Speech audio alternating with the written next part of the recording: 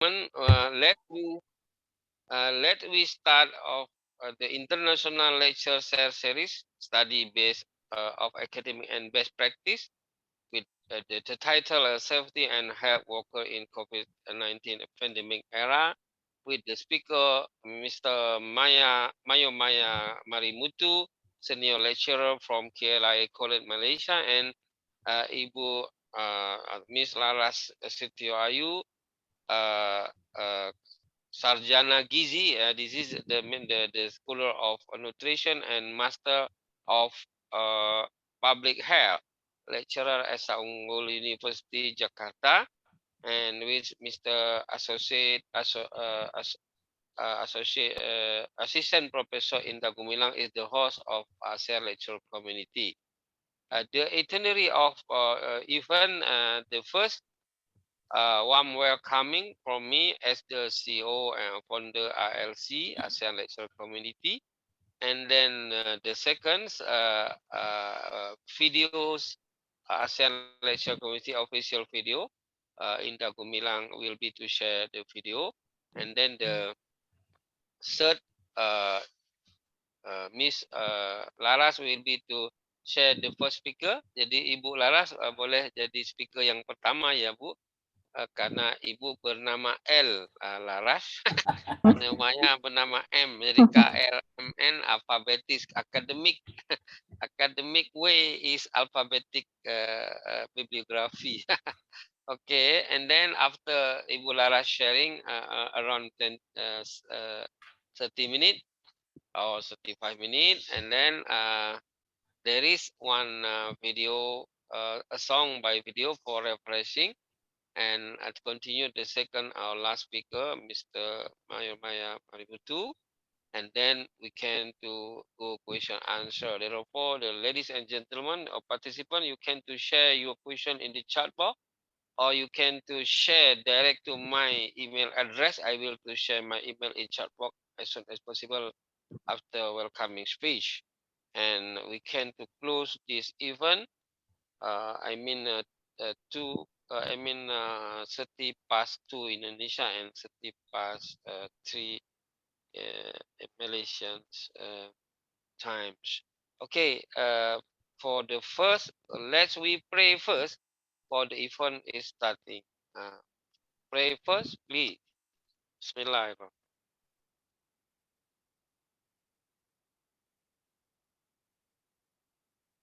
Thank you very much for all the speakers and the participant. Now, Indah Gumilang as the host ASEAN Lecturer Community. No, tanpa membuang masa lagi, kita jemput. Nah, kalau Malaysia jemput tuh kita undang. We invite Puan atau Ibu Laras Setioayu, Sarjana Gizi, Master Kesehatan Masyarakat from Esa Unggul University Jakarta, Indonesia. Time is you now. Baik, terima kasih Prof. Izinkan saya share screen. Boleh. Apakah sudah terlihat ya? Sudah terlihat ada rumah gubuk bagus warna hijau. Oke, baik. Saya coba memaparkan materi saya. Silakan. Suara saya cukup terdengar ya? Ya, atau dengar juga nggak suara guntur dekat rumah saya? Nggak ada sini suara guntur. Oke, Bu. Oke. Topik yang akan saya bawakan mengenai kesehatan dan keselamatan kerja dari aspek gizi. Ya. Oke, ini outline-nya yang akan saya sampaikan. Ya, jadi ada apa pentingnya gizi pada pekerja. Mungkin nanti secara umum ya akan disampaikan oleh Mr. Mayor gitu. Kemudian bagaimana memperhatikan makanan bagi pekerja, kemudian keamanan pangan di lingkungan kerja, dan terakhir implementasi contoh implementasi program gizi kerja pada di perusahaan. Oke. Kalau kita berbicara mengenai gizi kerja, sebetulnya kalau kita lihat konsep dasarnya banyak faktor ya yang menentukan untuk peningkatan produktivitas kerja pada pekerja. Nah, salah satunya ternyata gizi. Jadi gizi itu termasuk fondasi dasar ya untuk meningkatkan produktivitas kerja. Ya, jadi kalau kita ingin meningkatkan produktivitas kerja ya pada tenaga kerja begitu, memang salah satunya adalah kita harus tahu masalah gizi yang ada pada pekerja kita. Jadi bisa dibilang ya kalau mau memperbaiki kalau kita perbaiki gizi gitu dan kesehatan tenaga kerja mau tidak mau secara langsung akan berdampak pada produktivitas kerja kita. Oke. Landasan hukumnya pun sudah jelas ya kenapa gizi itu penting atau makanan lah ya pada pekerja itu penting untuk diperhatikan. Yang pertama dibilang bahwa perlu diperhatikan kondisi fisik tenaga kerja di mana setelah bekerja terus-menerus selama 4 jam itu sebaiknya pekerja diberikan istirahat. Nah, istirahat di sini sebetulnya adalah ya sudah diselingi dengan snack. Itu yang sering skip atau diabaikan oleh berbagai perusahaan. Landasan hukumnya kan sudah jelas. Berikutnya adalah bahwa perusahaan yang mempekerjakan pekerja begitu selama 9 jam per hari itu sebaiknya menyediakan makan dan minum 1.400 kalori. Ini kalau dikalorikan kalau dalam bentuk makanan ya kurang lebih itu 1 potong roti dengan susu. Ya, jadi ini wajib ada. Ya, ini juga bahkan banyak perusahaan yang lalai. Ya, oke. Mungkin di Indonesia gitu ya, itu sudah banyak banget ditemukan seperti itu. Oke. Sekarang kalau kita lihat lagi lebih dalam, apa sebetulnya pentingnya gizi kerja? Ya, berkaitan dengan kesehatan dan keselamatan tadi. Yang pertama adalah kualitas fisik manusia. Rata-rata itu manusia bisa bekerja antara 8 sampai 10 jam sehari. Atau katakanlah 40 jam ya, 40 jam dalam seminggu. Jadi setelah 3 sampai 4 jam bekerja, itu memang daya kerja itu menurun. Sehingga perlu ada tambahan makan. Jadi saya sampaikan adalah snack. Kemudian pentingnya sarapan pagi bagi pekerja. Karena titik tolak untuk konsentrasi, status gizi, dan sebagainya itu adalah sarapan. Dan ini sering dilewatkan juga oleh para pekerja. Kemudian berikutnya adalah karena tubuh digunakan untuk bekerja, begitu mau tidak mau tubuh ini menjadi lelah dan harus istirahat dan ada masukan energi. Ya, kalau tidak tercukupi, maka akan mengganggu kesehatan dan produktivitas kerja. Jadi memang sudah jelas bahwa gizi ini penting ya kalau dikaitkan dengan kesehatan dan keselamatan. Oke, artinya kalau gizi tidak terpenuhi, produktivitas turun, kemudian terjadi kelelahan, ya tidak bisa dipungkiri juga bisa terjadi tadi kecelakaan kerja salah satunya. Oke. Ini contoh ada satu riset yang membandingkan antara A dengan B. A ini adalah pekerja yang oleh perusahaannya diberikan makanan. Jadi dia dicukupi makanannya seperti itu, diberikanlah katakanlah catering makan. Jadi dicukupi snacknya juga, makan utama juga. Ketika siang istirahat. Kemudian yang B ini adalah mengganti mengganti makanan dengan uang. Jadi memberikan pekerjanya dengan uang. Ya, ini kalau kita lihat dari hasil produktivitasnya begitu katakanlah dia start jam 8 pagi gitu. Itu kalau awal itu masih kalau kita lihat karyawan yang diberikan uang itu masih stabil ya hasilnya ya. Begitu juga yang makanan. Ya, tapi ketika sudah 4 jam itu akan menurun produktivitasnya. Ya. Sedangkan yang diperhatikan gizinya atau diberi makan ini cenderung stabil karena memang tadi 3 sampai 4 jam itu sebaiknya diberikan makanan tambahan. Oke. Kemudian kalau kita memperhatikan ini adalah cycle ya. Jadi kalau pekerja kekurangan zat gizi ya, ini akan berdampak pada kesehatannya. Kemudian kesehatannya ini ya mau tidak mau ya akan terganggu ya karena kurangnya asupan energi, kemudian daya tahan tubuh turun ya, kemudian tingkat penyerapan terhadap materi dan apa yang harusnya mampu bersaing itu tidak mau akan turun juga, akan kalah ya. Akhirnya kualitas pekerjaan juga akan adanya begitu saja, tidak mampu bersaing ya, kalah dalam kompetisi ya, dan akhirnya nanti akan merugikan perusahaan bahkan sampai ke nasional. gitu. Gitu. Jadi ya memang gizi itu sangat penting ya, bisa dijadikan titik awal dari keselamatan dan kesehatan ya para pekerja. Tuh. Kemudian ini juga ada riset ya, dia membandingkan pekerja yang ada fasilitas kantin dengan tidak. Ya, kalau kita lihat di sini memang karyawan-karyawan yang tidak memiliki fasilitas kantin itu cenderung kurang asupan baik protein hewani, sayur, kemudian lebih mudah sakit dibanding karyawan-karyawan yang difasilitasi kantin di perusahaannya. Jadi jelas memang gizi itu penting, ya. Kemudian juga yang perlu diperhatikan kalau berkaitan dengan kesehatan dan keselamatan kerja adalah shifting nutrition. Maksudnya apa? Banyak sekali pekerja-pekerja itu yang sistem kerjanya adalah shift atau paruh waktu. Nanti dia bekerja pagi sampai sore, nanti dia bekerja mulai sore sampai malam, dan ternyata itu harus ada tips and trick untuk menyiasati agar produktivitasnya tetap terjaga. Jadi tidak bisa sembarangan, ya. Ini bisa diulas ya, saya ulas sedikit bahwa maksudnya shifting nutrition adalah bekerja dengan sistem shift ya, mau tidak mau dia akan mempengaruhi pola makan pekerja. Jadi yang harusnya sarapan pagi, dia mungkin pagi baru pulang kerja dan tertidur, dan akhirnya harus mengganti di sore hari. Ya. Nah, meskipun bekerja shift begitu tetap harus memperhatikan gizinya, karena kalau kita berbicara jangka panjang ya, gizi ini kalau diperhatikan bukan hanya untuk menjaga kesehatan jangka pandang atau mencegah dari penyakit degeneratif gitu, tetapi harus bisa mempertahankan kondisi tubuh si pekerja ini dari hari ke hari ya, walaupun bekerja dalam sistem shift. Ya, itu yang harus juga diperhatikan. Tuh. Nah, sebetulnya apa yang terjadi ketika pada tubuh pekerja ya yang bekerja shift gitu.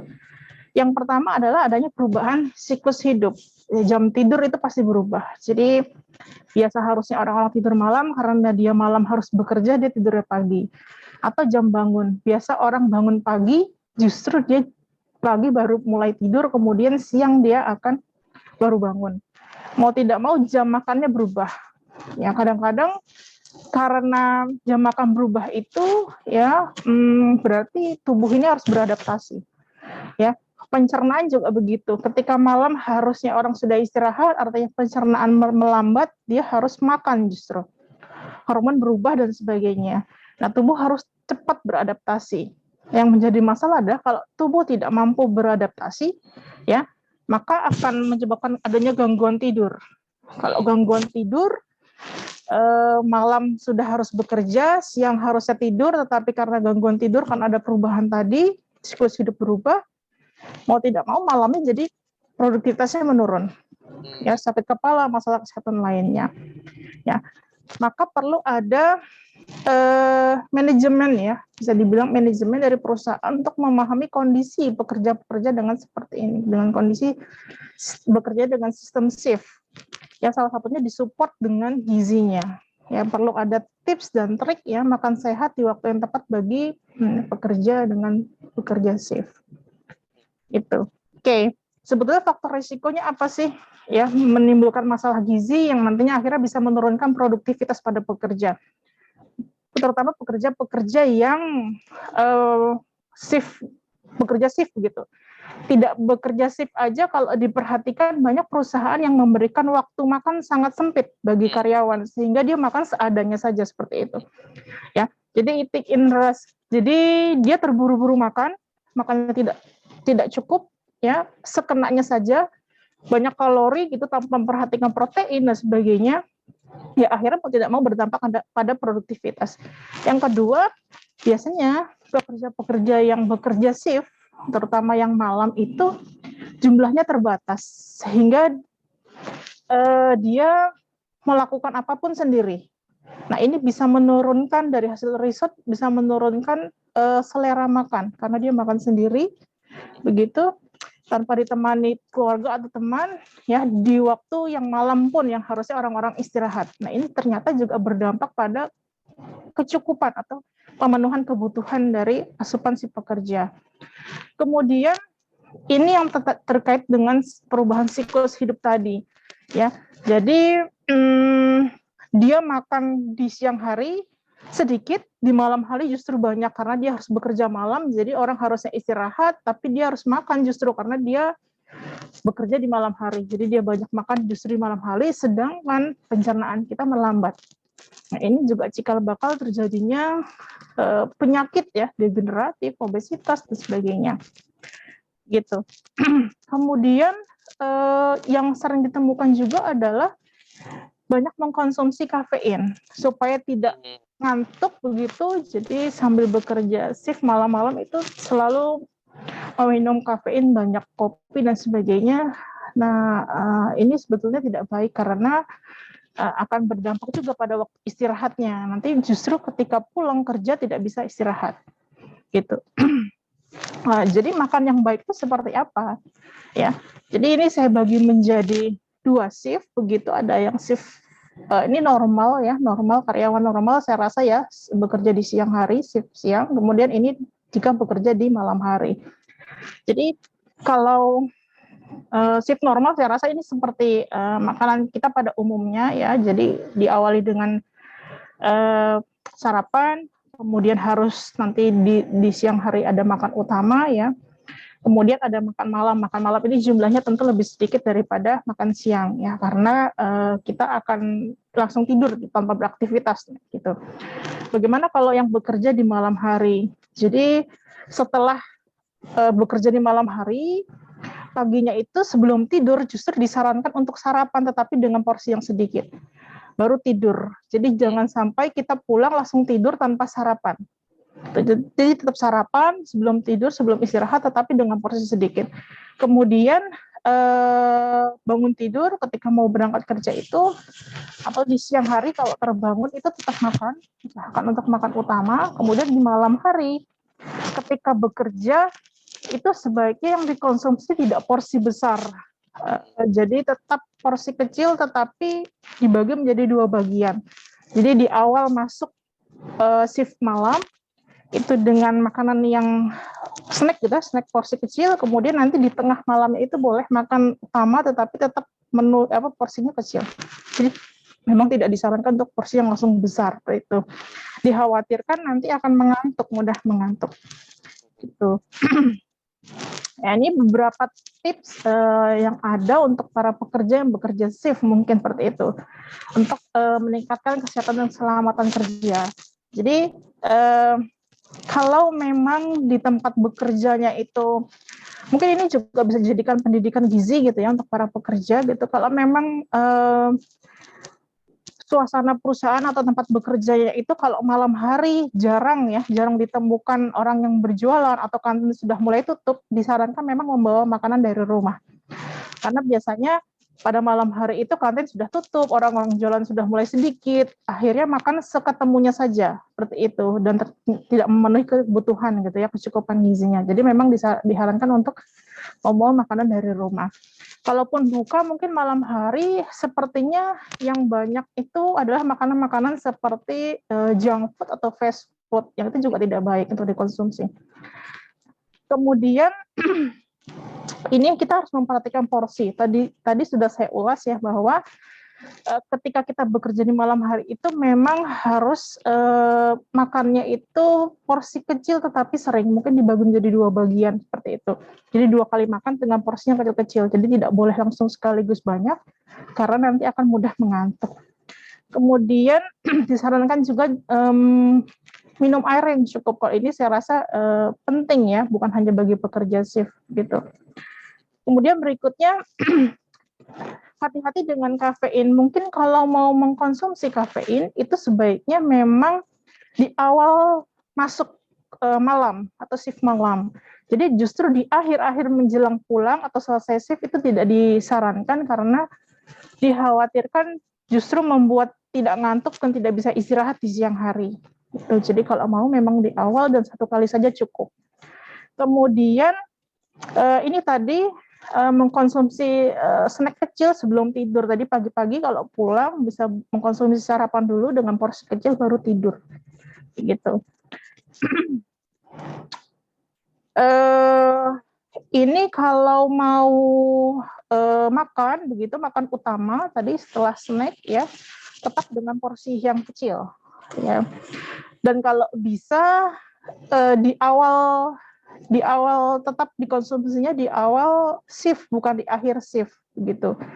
Karena takut dikhawatirkan atau di tengah shift makan besar, takut dikhawatirkan akan mengantuk. Ya. Kemudian kalau memang ingin mengemil gitu ya di malam hari, itu memang dengan porsi kecil dipilih dengan yang makanan jenisnya yang mungkin tinggi protein ya, justru rendah karbohidrat ya, karena dikhawatirkan juga bisa mengantuk gitu. Kemudian berkaitan dengan gizi, hal penting yang perlu diperhatikan adalah keamanan pangan. Nah, jadi kalau kita sudah bisa mengatur bagaimana menyiasati makanan karyawan atau pekerja supaya memperoleh produktivitas yang tinggi gitu, tidak kalah penting harus memperhatikan keamanan pangannya. Ya, jadi kalau diartikan begitu, keamanan pangan adalah jaminan bahwa makanan tidak akan mengakibatkan bahaya ya bagi konsumen atau pekerja ya ketika dipersiapkan dan atau dimakan sesuai dengan yang seharusnya. Jadi makanan ini aman. Kemudian kondisi dan upaya yang diperlukan untuk mencegah pangan dari kemungkinan cemaran biologi, kimia, dan benda lain. Ya. Ada saya temukan hasil beberapa penelitian saya dengan mahasiswa, ada perusahaan sudah melakukan program gizi, begitu dia mengadakan catering pada karyawan, tetapi tempatnya yang digunakan tidak aman. Ya, artinya sama saja. Artinya di satu sisi sudah memenuhi kebutuhan gizi, tetapi di sisi lain keamanannya tidak oke. Jadi memang harus balance. Apa saja kira-kira masalah-masalah yang sering ditemukan ya terkait pangan ini yang kira-kira juga bisa membahayakan kesehatan, keselamatan para pekerja.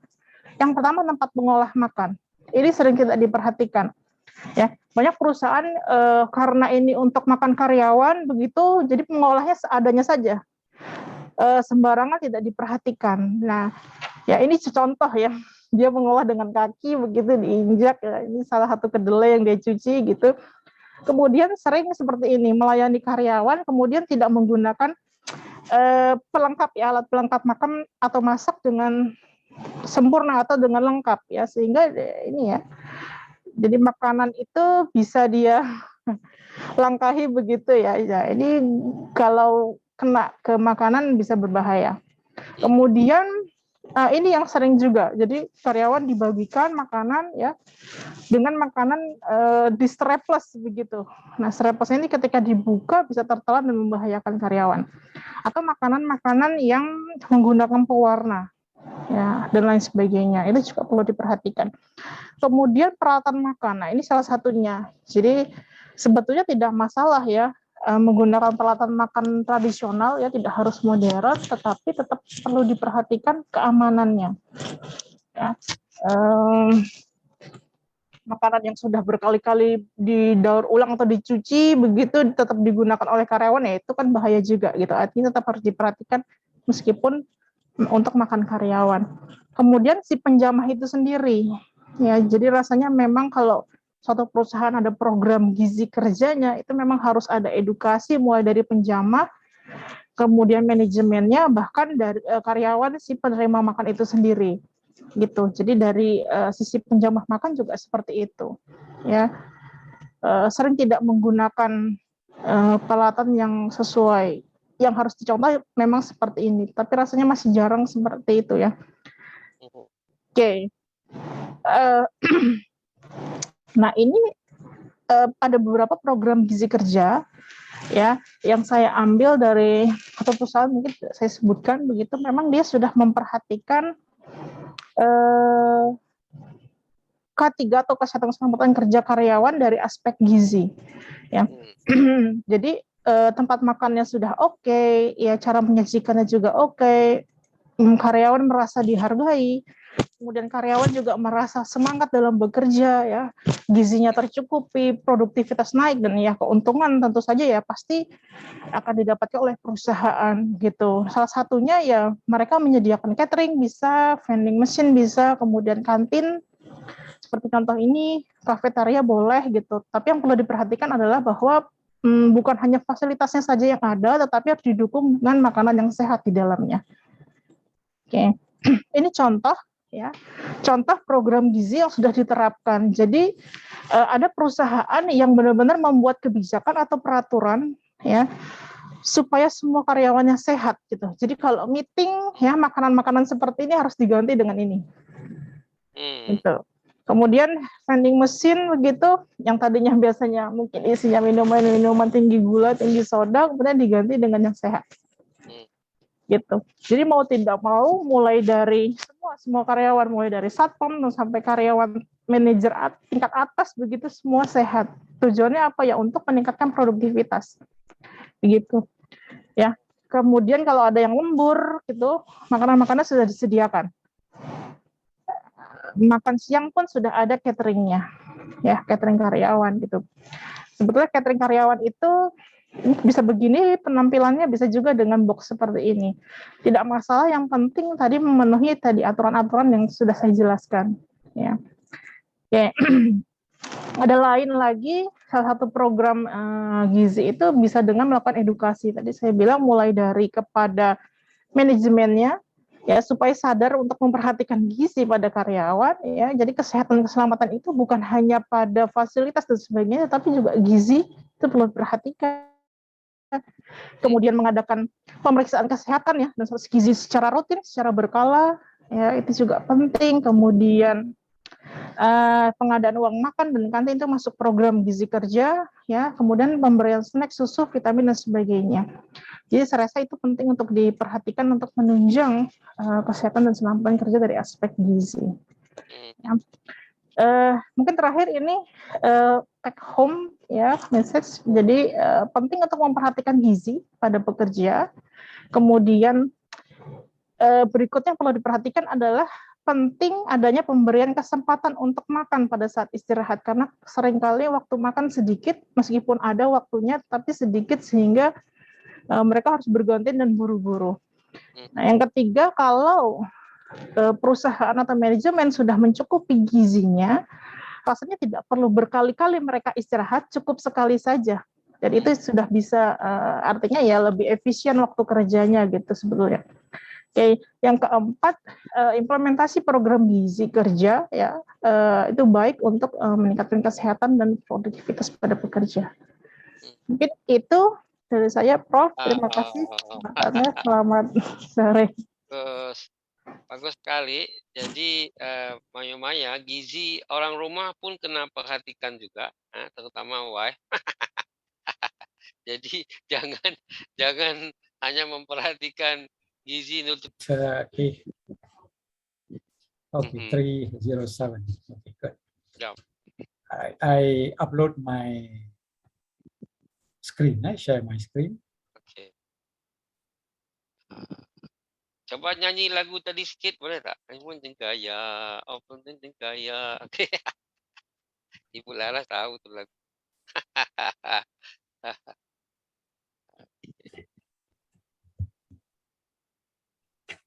Okay, very clear. Method for transition. Ya, sekejap. Dia sangkut. Just a minute. Sambil menunggu Ibu Laras, kalau mau nyambung lagu gaya tadi boleh? Boleh. Tahunya gayanya aja, lain-lain tak paham. Oke. Nanti selepas Maya presentation, kita akan mendengar satu lagu dari Indonesia juga yang menyangkut dengan pekerja. Nanti Maya mungkin belum pernah dengar lagu itu, dan juga partisipan dari Malaysia. Kita akan lihat nanti selepas Maya presentation. Now he prepare of PowerPoint presentation, very interesting. Today Prof, boleh tengok screen, dapat lihat screen, Prof? belum dapat lagi, but you can to my team in Dagu Bilang can to help you if you want. Okay. You can to share to my WhatsApp and then I to atau direct to Indah Gumilang. He can to help you to share screen. If you want to share by yourself, no problem too. But I couldn't see you all.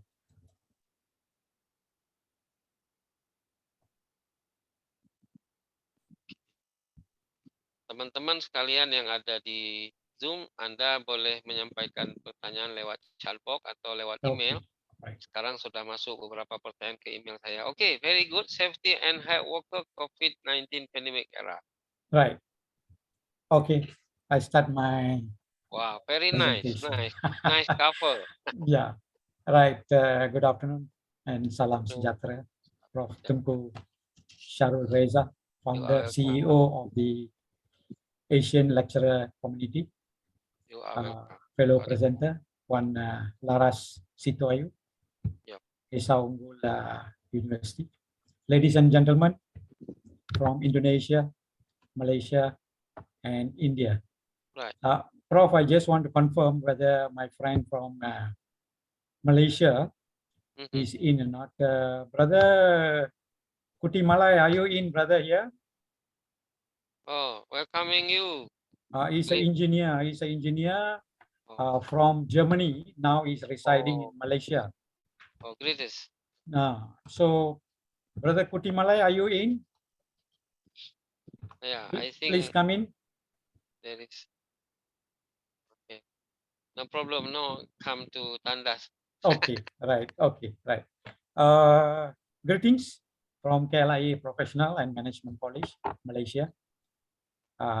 Introduce a bit to the participants. I'm Major Maya, RMF, retired, already retired. And I served and retired for last, my last profession in the Air Force is I'm air traffic controller, pegawai kawalan lalu lintas udara. Yeah, I control flights, all the aircraft. I talk to communicate with the aircraft. And also I'm the examiner for military and also civil examiner, right? So presently I'm serving in the KLIA College as a senior lecturer. I'll be teaching these aviation subjects, penerbangan, saya mengajar penerbangan, air traffic control, air traffic management, dan sebagainya. But I also have my masters in safety. So saya boleh juga mengajar safety, occupational safety and health. Hari ini peluang diberi oleh Profesor Reza untuk saya muncul kembali dalam occupational safety and health. Prof. Singgarawadiwelu, I'll be using dual language, both so that it will be easier for others. Is it okay, Prof? Yes, sir. Very good. Yeah, I'll be using. Yeah, it will be useful for them. Okay, so dual language, dua bahasa saya akan gunakan dari masa ke masa, dan kebanyakan saya punya ini adalah dalam bahasa Inggris. Okay, the topic, safety and health workers in COVID-19 pandemic era. So this kita adalah daripada berbilang bidang. We are in the different discipline background. Our background is different. So when I talk about the safety and health, there are people who couldn't understand what it's all about. So saya simplify, saya make it a very simple sharing untuk petang ini. Right, safety and health at work. Safety is life. Okay, kalau apa itu safety? Kalau kita katakan di mana sahaja ada safety. Wherever you turn, you look up, flight safety, penerbangan. Look right, there is a safety. Left, depan, hadapan, dimanapun ada safety. Any direction, safety is paramount. Safety ada di mana-mana. Jadi kita perlu berwaspada dan berikhtiar untuk itu. Right.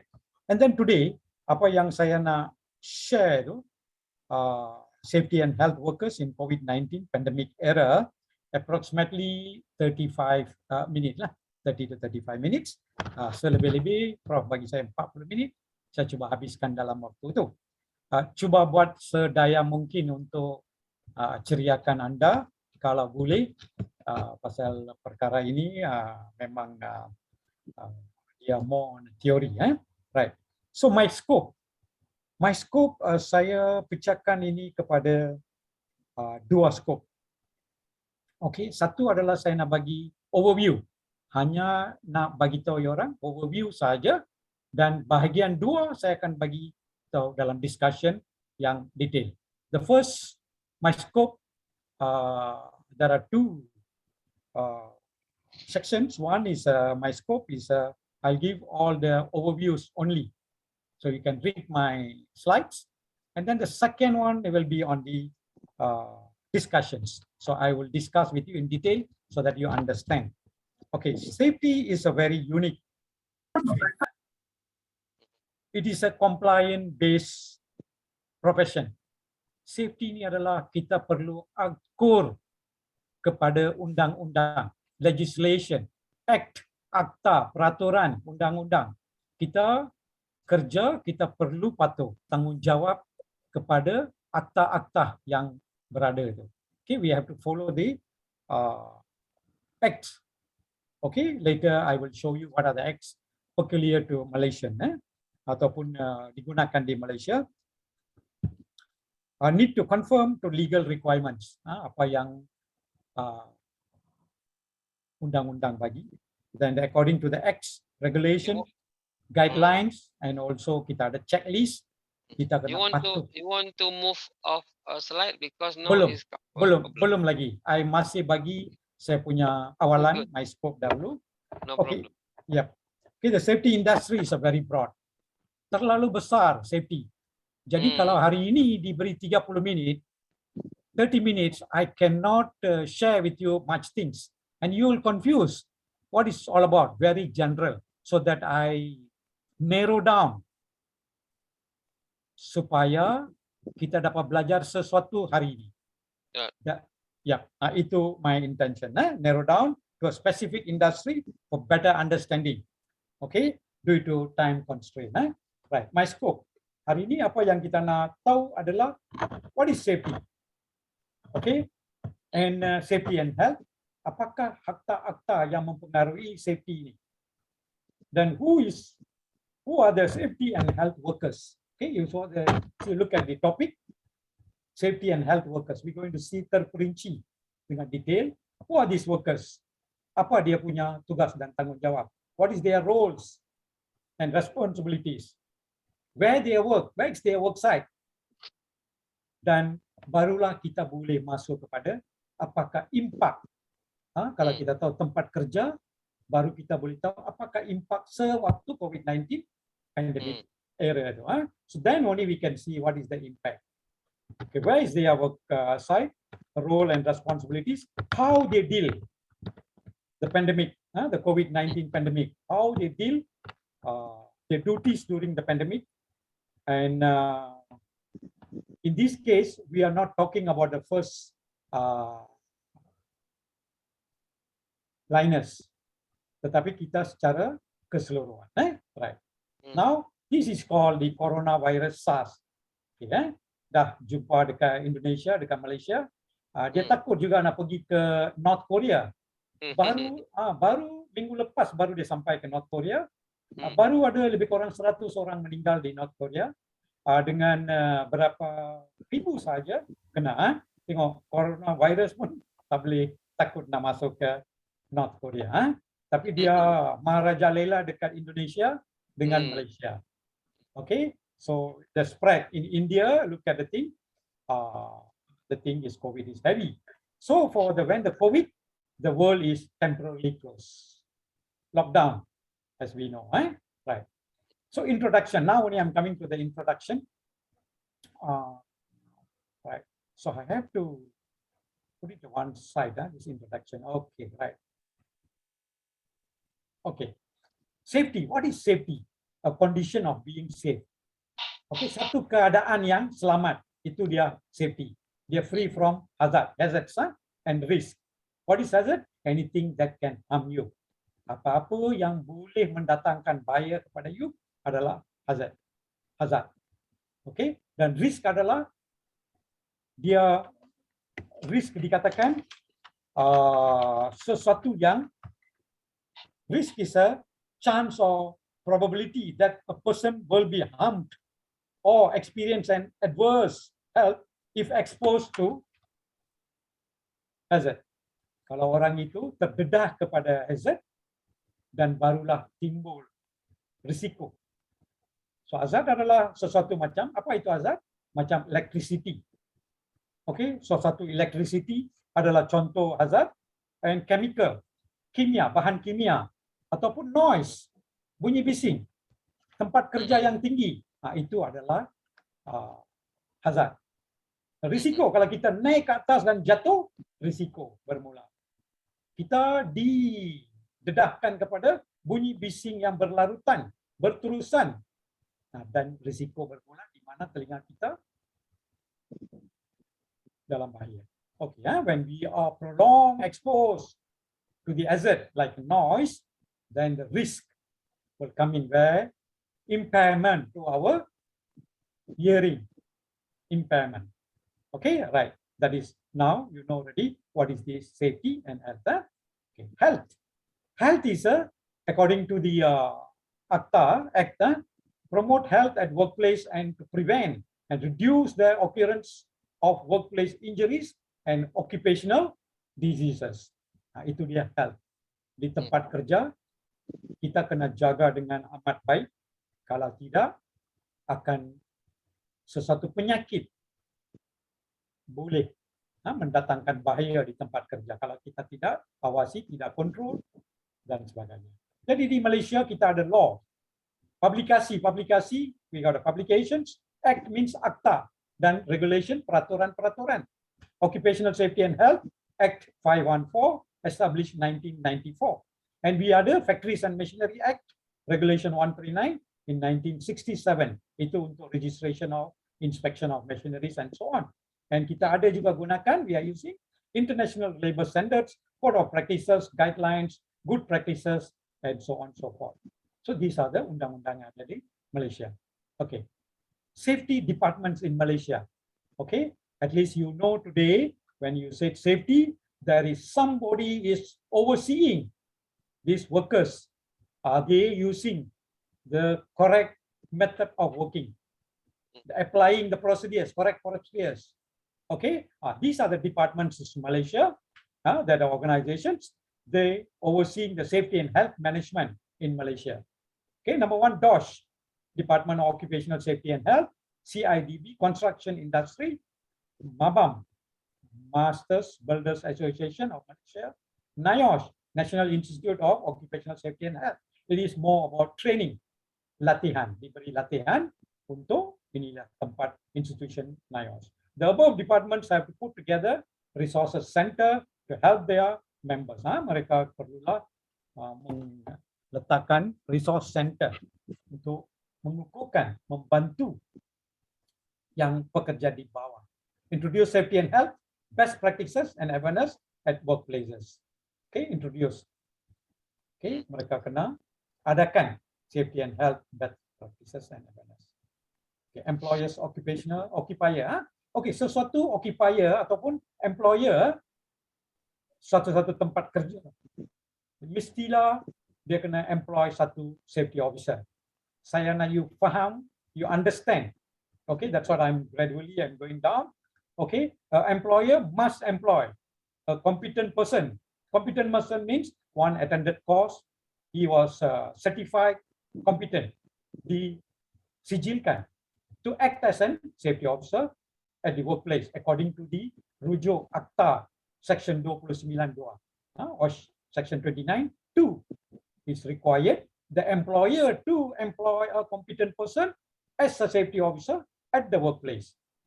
This is a very important. So you might ask, who is safety officer? What is duties? Where it comes from, and so on. So we're going to look one by one, so that today you understand that it's a sharing. Okay, what are they doing? What's their role, and how they affected? What is the impact, and so on. Okay, OSHA requires an employer provide workplace free from recognized hazard. The duty of the employer, and the employer, if he fail, he have to give the personal protective equipment. Maksud, this is a protective equipment. Maksud is peralatan untuk mengawal diri, ya, and respiratory protections untuk pernafasan. It is an offense, salah di segi undang-undang jika occupier, the employer, majikan gagal mengadakan, memberi, dan mereka boleh dipenalti, didenda. Sekurang-kurangnya 6 bulan penjara ataupun 2 tahun, 2 tahun penjara ataupun 2.000 ringgit. Okay, right. So kita ada safety and health workers. Now we are coming in. Ini adalah just an overview. I'm going very fast. I'm not discussing with you much. So dalam safety and health workers, dia ada beberapa posisi. A lot of positions in the safety and health workers. As we know, what we know as an ordinary layman, safety and health workers. That's all. Safety officer.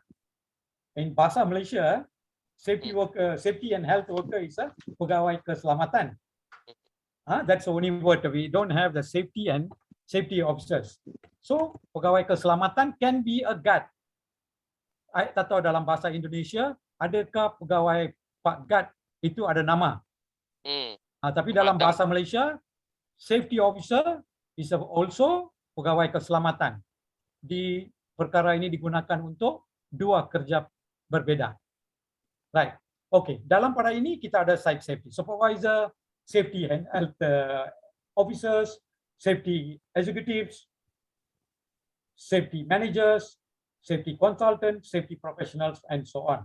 Okay, so today we are going to look at the bincang selepas ini, safety and health officers. Only we're going to discuss about the safety and health because he's a qualified, competent person at the work site. So today we are more on a work site. We're going to see after this. Safety and professionals are the occupational doctors, occupational hygienists, safety engineers, occupational nurses. That's why safety more towards this guy, health more towards these guys down here. Their position, post dia, ini towards the working place, ini more on managerial. Dia tempat dia duduk, planning, tempat planning. Okay, right. There are considerable variants with the role regulated in the workplaces. Setiap orang mempunyai tugas dan tanggung jawab berlainan. They have a different task, different role to play. Okay, that's what he said. Considerable variance with roles regulated in workplaces. It is a compliant-based profession. Dia perlu mengikuti semua kehendak, akta, regulation, perintah, arahan. Tidak boleh buat kerja dengan sendiri. No, tak boleh buat macam self-regulation tu boleh, tetapi as far as practicable, perkara itu mestilah seakan-akan apa yang dikendaki oleh akta. Act. The work must be performed according to the act, regulation by the organization. Earlier I showed to you. Okay, next. This is the duties, roles and responsibility of the safety officers. They are responsible to ensure that all necessary preventive and protective measures are taken, and then they also provide information, instruction, and training on the occupational safety and health.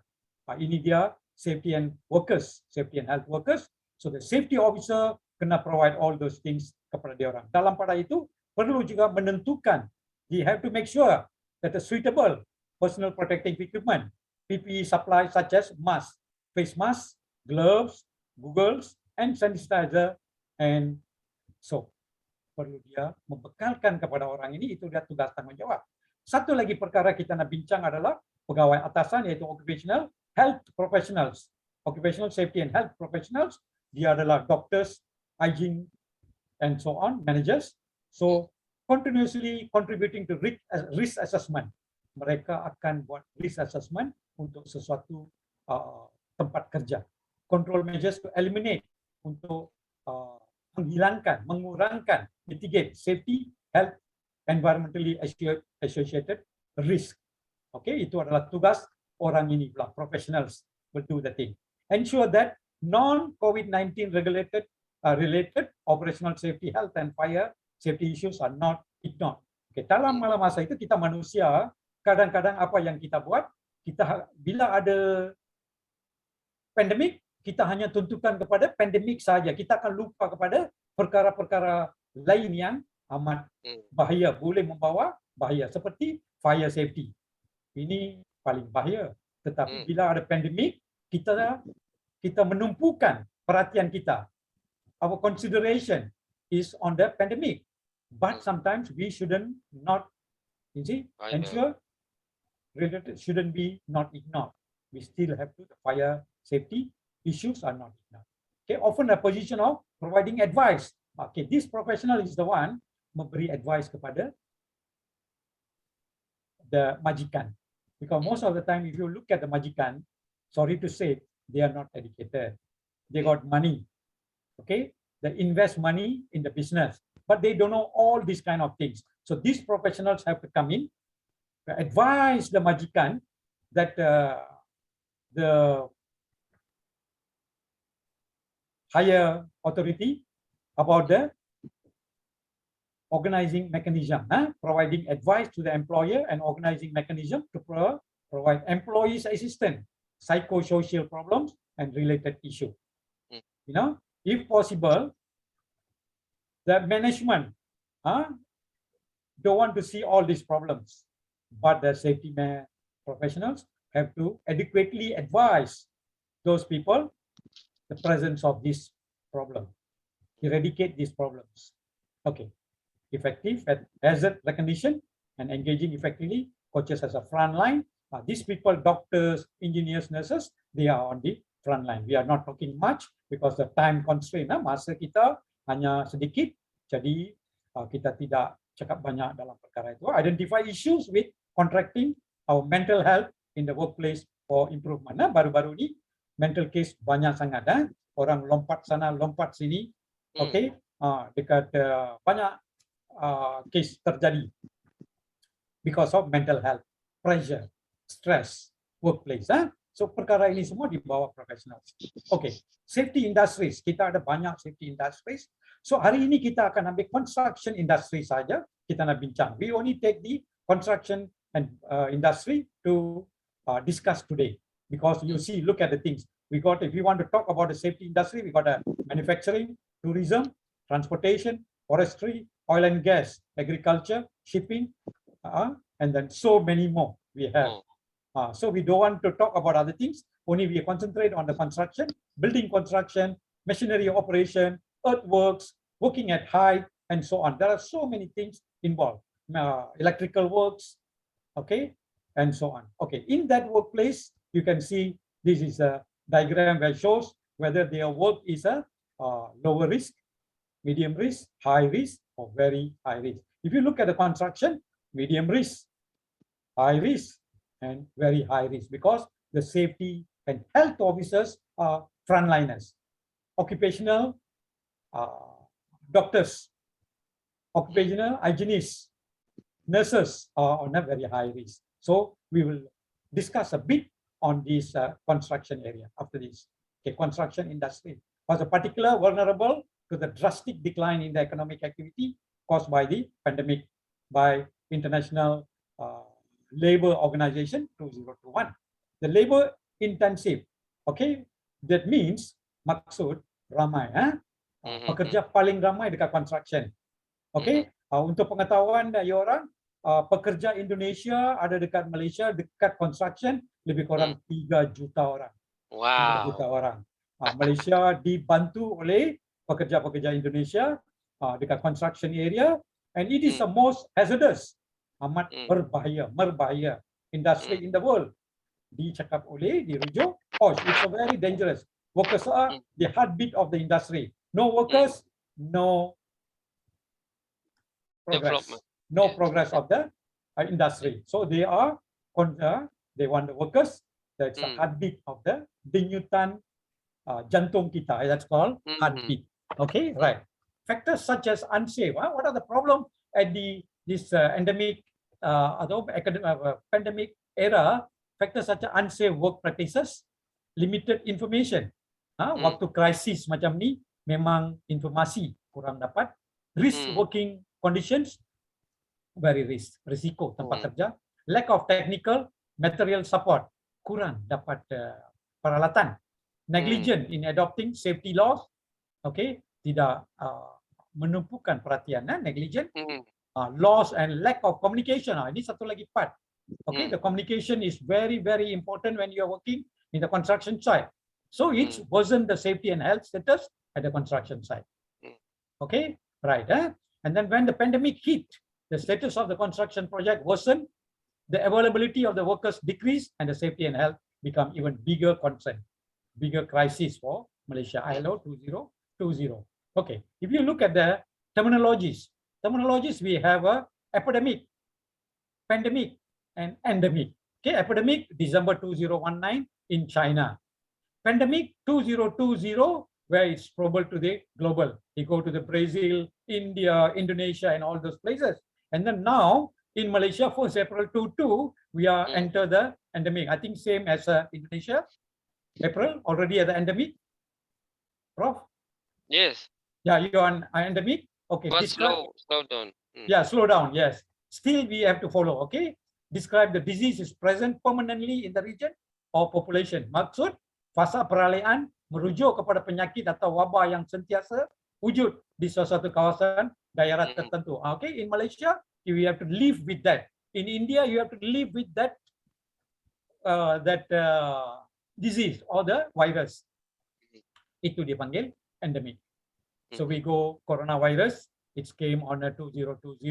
The virus spread mostly from the droplets. Kita tahu affected more than 120 million people around the globe. 200 countries tested positive, nearly 5 million people died. Hopkins 2021. Okay, the outbreak of virus, major industries, the economy shrink, dikecut, 4.4%. The world since the Great Depression of 1930s. Dikatakan oleh Jonas 2021. COVID-19, the impact. Okay, baru kita masuk kepada impact. COVID-19 has been considerable in cost of human life. Banyak kematian, human health. Okay, banyak yang sakit, economic stability. Negara ganggu gugat ekonomi negara, sesuatu negara since the origin in late 2019. Most nations tak buat apa-apa persiapan awalan, tetapi manage kemudian the pandemic. The International Labour Organization stressed the need for member states to rapidly provision for adequate information protection, continuation of essential services in managing the situation. Okay, dia bagi arahan. So it's called to strengthen, menguatkan, mengukuhkan OSH measures, okay, safety measures and promotion of public health measures at the workplace. Workplace bukan pekerja saja, ada vendors, orang yang hantar barang, pungut barang dan sebagainya. Right. So discussion, baru kita masuk ke discussion. I kena cepatkan sedikit besar waktu. OSHA USA has issued 2 new pieces waktu era itu untuk dia kata record semua cases dan plan for on-site inspection. So go to the site and inspect how is the condition.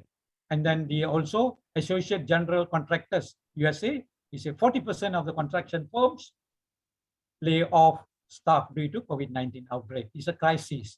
40% of the workers are diberhentikan.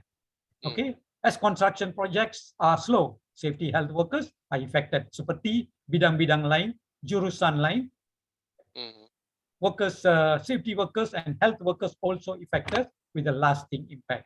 Tidak habis-habis, banyak lompat sana, lompat sini dan sebagainya. Dan banyak bunuh diri juga pasal stres. Banyak yang mempunyai sakit. Malaysian government has released standard protocol, new norms pada waktu itulah. Kita selalunya, kita countries, third world countries sedang membangun, negara-negara yang sedang membangun, kita adapt apa-apa yang dibuat oleh Europe atau Amerika, kita guna pakai. Okay, kita tidak mempunyai prosedur-prosedur dan kita tidak mempunyai ahli-ahli yang pakar dalam perkara ini. Pasal benda ini baru tiba-tiba. Discussion amid so many shutdowns, affect safety and health workers very badly. Okay, apakah kerja-kerja yang sudah dimulakan dan waktu pandemic era itu diberi peluang untuk perkara-perkara essential. Essential projects, they give the grace period. Okay, the date of completion plus 14 days. okay, they can continue. Okay, kerja-kerja yang sedang jalan dan yang dikatakan penting boleh teruskan. Yang lain kena berhenti. Dengan itu banyak yang efek.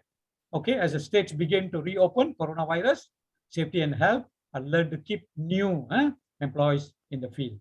Okay, safety and health workers are facing new challenges. Setiap hari ada virus baru, bakteria baru. Now pula malaria, datang balik pula. Okay, so many things are coming in. So tempat kerja, construction, malaria pun ada. So you kena lawan dengan COVID kan, lawan dengan malaria. Aedes dan sebagainya, itu dia punya itu. Okay, control and prevention dalam safety ini kita ada hierarchy control. Dalam hierarchy control dia ada priority utama. Cara-cara untuk kontrol sesuatu safety ataupun health dengan gunakan engineering control. Okay, engineering control kita boleh buat plexiglass di antara barrier atau kita gunakan rope. Jadi orang sana jangan masuk ke sini. Orang sini jangan pergi ke sana supaya dapat membendung penyakit itu tidak sebar. Okay, modifying physical workplaces to increase the distance between the workers. Okay, increase distance. Administrative control, limiting the number of workers in the shift. Jangan bagi ramai kerja dekat satu tempat. Ensure space 6 feet apart, and then provide training, posting of signage. Okay, ini administrative. Kita letakkan poster-poster bagi amaran. Caution people, don't go closer, maintain distance. Okay, additional consideration, PPE should be selected based on hazard assessment and worker-specific duties. Okay, PPE ini personal protective equipment. Okay, peralatan untuk orang pakai sewaktu bekerja. Nama benda tu saya tulis somewhere. What is dalam bahasa Malaysia? Protective personal protective equipment. Saya akan bagi tahu you kemudian apa nama dalam bahasa Malaysia. Okay, right. So sedikit lagi control and prevention. Dalam pada itu ada juga metod-metod lain. Kalau kita tak boleh gunakan eliminate, buang benda tu, kita substitute. Kalau tak boleh substitute, kita modify. Kata tak ada, isolate. Ini dia control measures dalam safety. Dan kita ada engineering control, administrative, tak boleh semua control, baru kita pakai PPE. Last measure. Itu dia safety. Right? So kita go method of transition. Okay, now the waktu tu we knows what happened waktu pandemik tu. Now I bagi you sedikit informasi berkenaan transition. Now kita masuk dari pandemik ke endemic. Itu dia. A case study in the University of Aberdeen, UK. University Aberdeen ni ada dekat UK, Scotland, dekat Germany. Okay, yang UK punya itu dah buat satu study. So what to adjust ourselves waktu pandemik, waktu kita nak pergi ke endemic, how to adjust ourselves to can consolidated the profession. Kalau you tengok, safety ini adalah tegas. Kena gunakan perintah, arahan yang dikeluarkan oleh kerajaan. Tidak boleh guna pakai, hantam, tak boleh. Jadi sekarang dia suruh adjust. Melonggarkan. Jadi ini dia consolidate with the profession. This would be done through examination case studies. It is a continuity of this, and dia akan check dengan OS leaders and practitioners from different groups bagaimana untuk mengatasi masalah ini waktu transition, fasa peralihan. Okay, how to deal with these things when we are from pandemic going to the endemic. Okay, there is a workshop is going on. Okay, and then among the top skills for 2025, critical thinking, analysis, resilience. Resilience means what is means capacity to recover quickly from difficulties. Bolehkah kita boleh tukar haluan kerja, cara kerja, menyesuaikan tempat kerja? Itu dia resilient. And then stress tolerance, flexibility, somewhat distant from the compliance-based profession. Ini safety and health adalah compliance. Dia mengikuti apa yang diarahkan. Cara kerja adalah ketat, undang-undang ketat, peraturan ketat. Tetapi sekarang dia perlu melonggarkan untuk menjayakan dan this construction tempat kerja, same time untuk ekonomi. Okay, kalau kita nak ekonomi, kita perlu buat sesuatu untuk kerja terus dijalankan. Right. Okay, suggestion. Lagi satu slide saja habis. Workplace safety guidelines must be, this is my suggestion. The safety guidelines, jangan kita ingat kita masuk kepada endemic, we give up. You know, we relax too much. Like we see our, just now the presenter, Laras, Puan Laras, masih pakai lagi walaupun tak ada orang sebelah. It's very good, very good. At the workplace, safety guidelines, you must place to minimize the spread of COVID-19. Need to jointly develop a plan with all the departments for the safety precautions, and then systematic approach in handling and develop a unified approach. If you look at the construction site, there are the multi-site, earthworks, cement work, electrical work, and macam-macam. So now we have to come out how they can work together at one place. You cannot put a 6 feet apart and you cannot work at the construction site. It's a practical. If you imagine, cuba bayangkan ke construction tu, dia kena passing, dia kena moving, dia kena communication. Okay, so they must have the multi-site. Okay, maintain records and impacts kalau determine the status of the safety and health at their projects. Kalau katakan benda tu temporarily close, now open back, so mesti kena maintain record and impacts. Okay, my last slide summary. COVID-19 still present. Jangan lupa SOP and new norms must continue. Proactive and reactive measures. Okay, we want proactive. Sebelum sesuatu jadi, kita mau adakan plan, prosedur. Tetapi reaktif kadang-kadang terjadi. Kita ini negara ketiga, selalu selepas benda itu terjadi, kita tuding jari ya, dia salah, lesson learned, barulah nak buat sesuatu prosedur baru. Tak apa, lesson learned, jangan benda itu pergi to minimize or eliminate mean untuk mengurangkan. Eliminate, kikiskan, buang benda itu. The transition towards recovery requires an understanding. Okay, need to understand this is a problem. Everybody must understand. Not everybody is the same of mind of how people behave considering the complex of changing psychosocial, societal, and cultural factors. We're going to change, already changes, but now we have to continue to accept the changing, the improvements at the workplace, provide access to mental health, counseling resources. Akan datang mesti perbanyakkan lagi counseling and mental health. Ini yang banyak sangat orang kena sampai huru hara dekat keluarga, rumah, tangga, tempat kerja dan sebagainya. The safety and health workers has faced and continue to face. Dia orang telah pun menghadapi macam-macam rintangan di tempat kerja, perubahan dan sebagainya. Now dia continue to unprecedented. Bermakna pertukaran yang kita tak tahu waktu akan datang. Apa yang akan jadi pada waktu, we don't know what going to happen in future. New norms coming up for the safety and health challenges. Never done and known before. This is unprecedented. Right. Itu saja saya punya ini. Saya cuba dalam put it in ini whatever so that many I hope you understand who is the safety officer, what is the duty, responsibilities, how they have to, and what is their problem. Thank you very much, Prof. And thank you. You are welcome. It's very good presentation and the high determination, like as Indian Thomas Cup team. Yeah. Okay. Professor. Okay. Wonderful, Professor. Very good explanation. Thank you, Professor. Very good, wonderful explanation. You have given a very best. Very good. Thank you. Thank you. Yes. Right, I am agree, Prof. Because Mr. Maya get the spirit of Indian Thomas Cup team. Yes. Very good. Very nice. We have to. Yeah. Thank God. Very Everything interesting. I am not background of health and safety. Yeah. That's what I make it simple. Presentation. But very interesting. I now more understood. Yeah. Actually, okay. This thing is very boring subject. So you have to make it a bit not boring, very interesting. You have explained very well. Yeah. You have to make it very interesting. You have explained in a very nice manner. Yeah. I think interesting is regard to point. Professor, I am very proud of joining this meeting. Very nice. Yeah, thank you, Prof. Thank you. Okay, Prof. Singgara Vadivelu.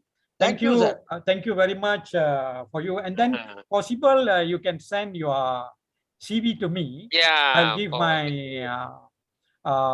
email to you so Yeah. that our Professor Sharul Reza Yes, can we have to put you somewhere. You can even share with us your knowledge on any subjects that you Yeah. are. You tell us which field you are good in presenting. So we Yes. accept whatever your field that you are more well versed. Yes, right. That's right. So That's right. so you can give it to us, Prof, if you think that you want to share with us. Yeah, yeah, Thank you. right, right. Okay. Yeah. Okay. Very interesting. I mean, the interesting before three item.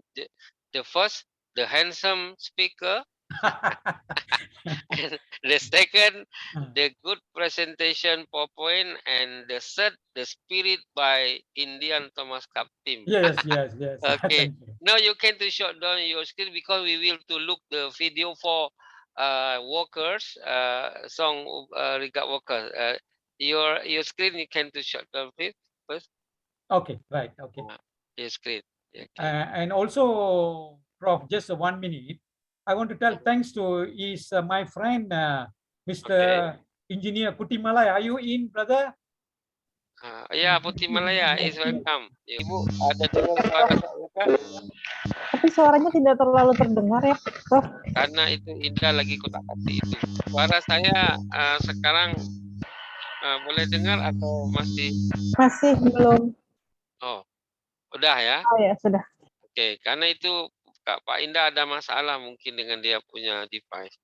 Oke, dari Rini, tadi Ibu sampaikan pentingnya setiap 8-9 jam asupan gizi pada pekerja shift. Pada kenyataannya banyak industri kurang memperhatikan hal ini. Apakah ini bahagian dari hak pekerja yang dilindungi undang-undang atau ini di luar tanggung jawab perusahaan? Bagaimana sebaiknya pekerja itu menjaga gizi mereka supaya selalu dapat sehat dan mempunyai kemampuan tenaga yang baik. Nah, itu pertanyaan satu. Nomor 2, tadi Ibu juga sampaikan banyak pekerja meminum kopi atau kafein lainnya untuk katanya mendongkrak stamina. Efeknya tadi Ibu kata kurang baik. Bagaimana cara supaya mereka yang tidak ada pilihan terpaksa meminum additive drink supaya tidak berefek dalam jangka panjang? Itu ditanya oleh Rini. Now a question for Mr. Maya Marimutu from Yani. Dia bertanya macam ni with English. Health and safety relation of human right for workers. Government must be responsibility. How Malaysia regulation regard of worker in heavy industry where high risk accident usually high impact. Is there regulation or of high monitoring and control by safety guard, or there is annual report regard progress zero accident award example. Dia tanyalah macam mana di sana kontrol terhadap pekerja yang high risk ya. Sebab di Indonesia pun ada dibagi reward for zero accident. Mungkin bagaimana dekat Malaysia. Okay, the second last question.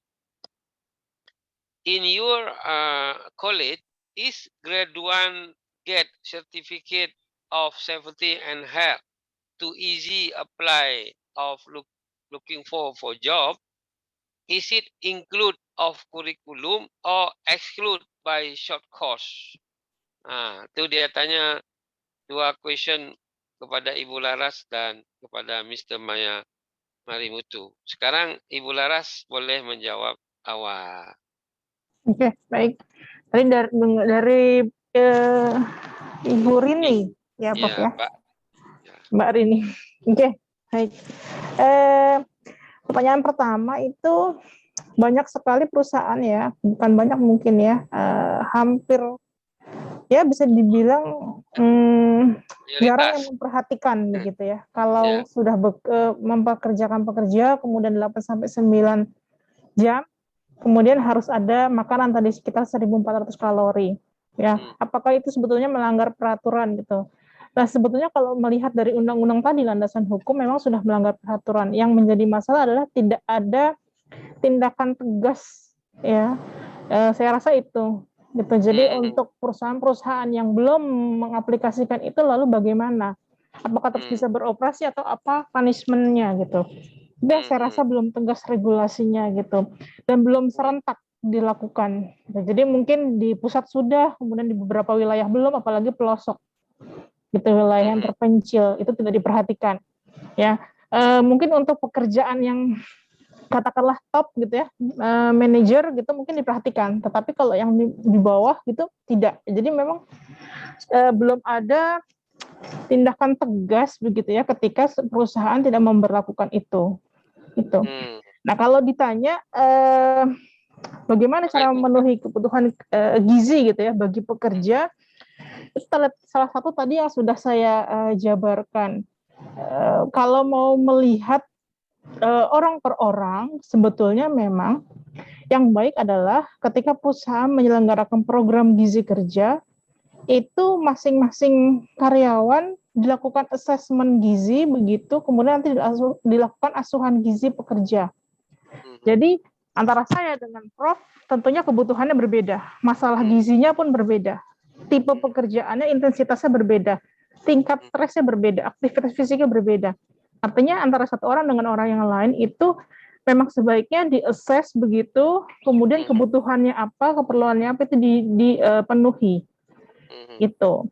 Ya, dan itu tidak semua perusahaan juga seperti itu. Gitu. Nah, bagaimana kalau kita bekerja di perusahaan yang seperti itu dan ya mau tidak mau kita harus memenuhi kebutuhan sendiri. Artinya kita tahu sendiri kapasitas diri kita. Ya, kita tahu mana makanan yang baik, mana yang tidak, itu yang perlu dilakukan. Ya, karena kalau kita terus-terusan berharap dan ya berharap dari perusahaan tempat kita bekerja, ya rasanya sulit gitu. Kalau kondisinya seperti ini. Kemudian tadi yang kedua adalah bagaimana agar menyiasati gitu ya, kalau tetap mengkonsumsi kopi dan kafein gitu, tapi agar tidak mengganggu produktivitas. Ya. Nah, yang menjadi masalah adalah gini, seringkali pekerja itu mengikuti tren kekinian atau ikut-ikutan dengan teman.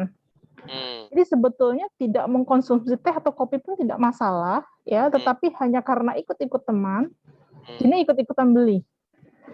Ya, sekedar ngopi, ya bercengkrama dan sebagainya. Nah, selama itu masih bisa dihindari, bisa diganti dengan air putih atau minuman atau makanan yang natural menurut saya yang alami gitu.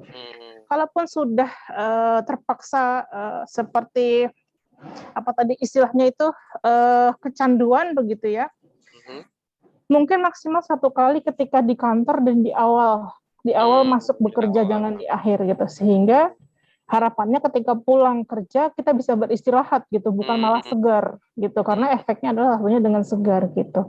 Dan besok pagi ketika bekerja sudah kembali fit, karena sudah ada waktu istirahat. Mungkin begitu, Prof. Ya, lain dengan saya Bu, kalau minum kopi malah cepat tidur. Jadi itu namanya bukan peminum kopi. Oke, thank you Bu, very interesting. Nanti kita mau bawa diri ke Ibu, cek dulu ini asesmennya udah betul dengan gizi. Oke, thank you, very interesting answer. Now, Mr. Maya, 2 questions for you from Yani, you can to answer. Okay. First question is, I think Irish work, Irish work. Regulation of control of HIV industry. Yeah, there is a regulation. There is a act, punishment and regulations. There are guidelines. Okay, but if people don't want to comply, and the enforcement or the supervision is weak, attitude of that worksite, people at the worksite, it's contribute to the accidents. Because in Malaysia we have all the regulations, you know, how to work at height, and all those things, very high monitoring. But the things still happen. Okay, we cannot. Okay, another thing she asked about the zero accident. In workplace, we can put the slogan as zero accident, but you cannot achieve it because daily there will be accidents. Near misses. That means nearly about to happen, but nothing happened. It's okay. But if we not taking the things, considering the near misses, it will one day result in accident. You see why the near misses seakan-akan terjadi, ya, near misses. Kalau kita tidak ambil tahu, membuat pembetulan pada waktu itu, dan benda itu boleh mengakibatkan perkara besar seperti accident. Okay, bukan tidak. Semua regulation memang ada. Okay, di Malaysia hanya perpatuhan. Patuhan itu kurang. Okay, and sometimes they working 24 hours. Sometimes they are tired. Sometimes the supervision enforcement is weak. Due to that, it's contribute to the accidents at the high risk jobs lah. Okay, that is number one. But every year there is the the operation, the zero accident word like that. Yeah, it's good to put the zero accident, but normally we won't achieve it. If you say the work site, it's prone to incidents and accidents. But we have the slogan, we have the motto, we put it there so that the people will be more cautious. Whatever it is, when there is a workplace, when people are working, the condition of the workplace, okay, or the attitude of the people itself can contribute to accidents. Okay. But many places put a zero accident, but never achieve zero accident, maybe for the first year. But the consecutive years, when people are in the what they call comfort zone, they said, oh, there won't be any accidents in our company. But malang tak berbau. Okay. Second question was, he said safety and health, short courses. Short courses, you're attending the courses in Malaysia. Is it any possibility of getting job? Yes. If you attend short courses, you will be employed as a short courses. Like you said in Malaysia, we have a site safety supervisor. Then you go to the construction site. I only talk about construction now. Construction site, you will become the site safety supervisor at the one small area, one specific area, site safety supervisor. But if you go for the safety officer's course, that is somewhere 22 days with the exam, and then you will be employed as a junior safety officer, but you are not iktiraf, okay, appointed as a qualified or competent safety officer. Only thing that things will be given you after 3 years, after you obtain your green book. In Malaysia, we call green book once there's a permit, permit for you to work at the construction site as a qualified and competent safety officer. And then if you got your diploma, okay, if you got your degree, and then you will become the safety managers, safety executives, and also safety professionals. But if you are a trained doctor, hygienic, and also nurse, then you become an occupational doctor, hygienist, or nurse, or the engineer, occupational. Okay. Everything, okay. That is a job for you. Okay. Right. Very good question. Very good answer. And then I will to closing this event now is 3 o'clock in 7 minutes past 3 and 7 minutes past 4 in Malaysia. We will to closing, but after, before closing, Indah will be to share for the refreshing. But now we early closing remark from Ibu. Silakan Ibu mau berikan kata penutup, Bu Laras, mangga. Cukup, Prof. Terima kasih banyak kesempatannya. Mudah-mudahan bermanfaat apa yang sudah saya sharing begitu, dan ada kesempatan di lain waktu untuk berbagi lagi. Tentu kami akan undang lagi, dan pada masa yang lain nanti Ibu akan datang ke KLIA College untuk berjumpa Maya-Maya dengan studentnya. Sekali kita makan nasi lemak dan kue putih canai. Ya, Prof. Mr. Maya, you can do closing remark. Yes, Prof. Thank you very much for the opportunity given. Behalf of the college, KLIA College, thank you very much. And thank you for all the attendees, those who are present here, especially my students, Norliana and also Ariana is here, I think. And my friends, Professor Badiwalu, and also Mr. Engineer Kutimalai, who join us. Thank you very much for them. And we invited many, but very few. In Malaysia, raining every day. Yeah, same. In Jakarta, no, it's raining. Raining, yeah. Okay, right. Thank you very much. And we'll meet up soon, Prof. You Today. are welcome. Thank you. Okay, we will to leave, but if Kang Indah will be to share video, you can to look. If not available, we will to look to what